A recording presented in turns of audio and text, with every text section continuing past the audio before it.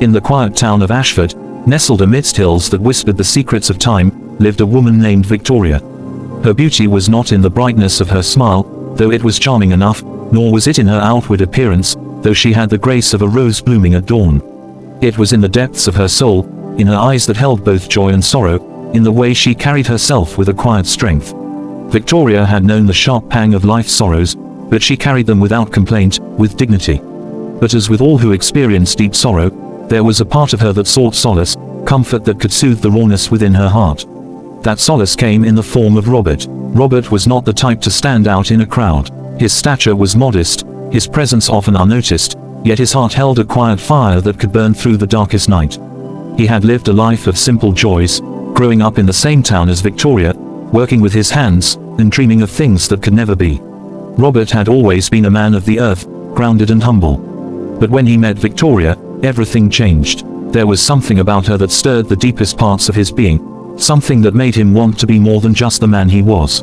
Their meeting had been simple, almost fateful, like the kind of encounter that you look back on and realize changed everything. It was a day when the wind was unusually still, and the sky above Ashford seemed to hold its breath.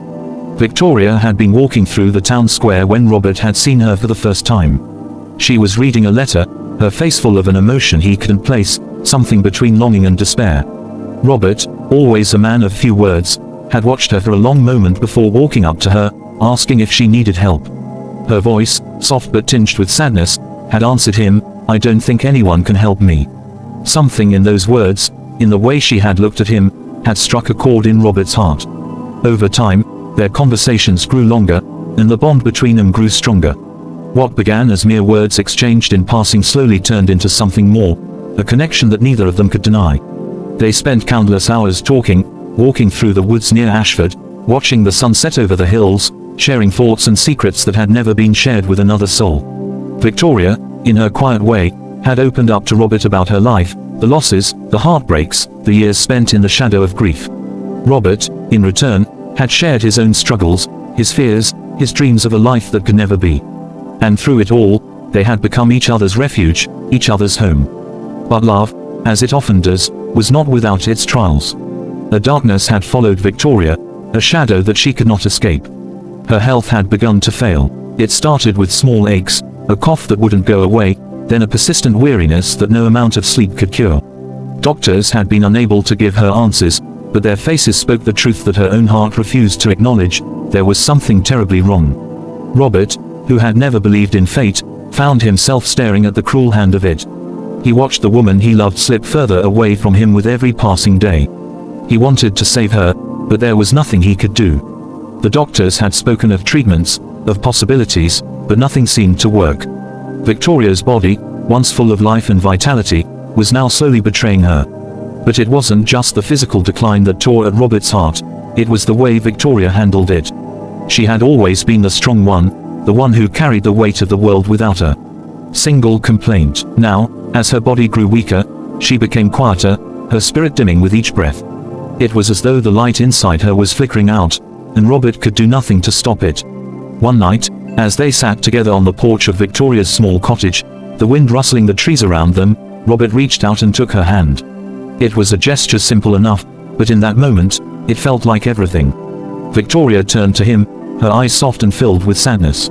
"I'm sorry," she whispered. "For what?" Robert asked, his voice tight with emotion. "For everything," she replied. "For not being strong enough to hold on longer. For not being the woman you deserve." Robert shook his head, his grip on her hand tightening. "You are everything I've ever wanted, Victoria. You've given me a love that's worth more than anything else in this world. And I would give up everything, everything I am, to keep you here." Victoria's eyes filled with tears, and she let out a quiet sob. "But you can't," she said. "No one can. It's already too late." Robert didn't know how to respond to that. How could he? How could he explain that, despite everything, he would still choose to be with her, even in the final moments of her life?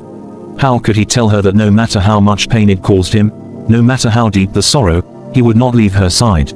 They had spent so much time together, and in those final days, every moment became precious. Robert would sit beside her, holding her hand, his heart breaking with each shallow breath she took. He would whisper to her, remind her of the love they had shared, of the beauty in the quiet moments, of the strength that had once been inside her.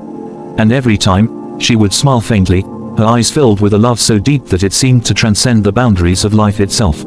As the days grew shorter, Victoria's health continued to deteriorate. She became weaker, her once vibrant spirit now a mere shadow of what it had been. But in those final moments, when death was no longer something distant, but something close and inevitable, something beautiful happened. Victoria, in her frailty, found the strength to reach out and pull Robert into an embrace. It was a simple act, but for Robert, it felt as though the universe itself had given him this final gift. In that embrace, he felt her warmth, her love, the last remnants of the woman he had come to adore. He held her tightly, as though he could somehow keep her here, in this world, for just a little longer. "I love you," she whispered, her voice barely audible. Tears streamed down Robert's face as he kissed her forehead. "And I will always love you," he replied. "Always." In that moment, as the night stretched on and the world seemed to hold its breath, Robert understood something that would stay with him for the rest of his life. Love was not about grand gestures or promises that could never be kept. It was about the quiet moments, the sacrifices, the tenderness that only grew stronger in the face of pain. It was about holding on, even when letting go seemed like the only option. It was about embracing the person you loved, even when the world was falling apart around you. Victoria's breath slowed, and in that final moment, as she slipped away from this world, Robert held her close, feeling the weight of her love in his arms. Her body was no longer warm, but her spirit, her essence, seemed to linger in the air around him. And as he sat there, cradling her in his arms, he knew that this was a love worth dying for. Because sometimes, the greatest act of love is not in holding on forever, but in letting go, knowing that the love shared will live on, even in the absence of the one you held dear. And so, in the quiet of that night, Robert whispered to the wind, to the hills that had witnessed their love, "I will love you forever, Victoria. Always."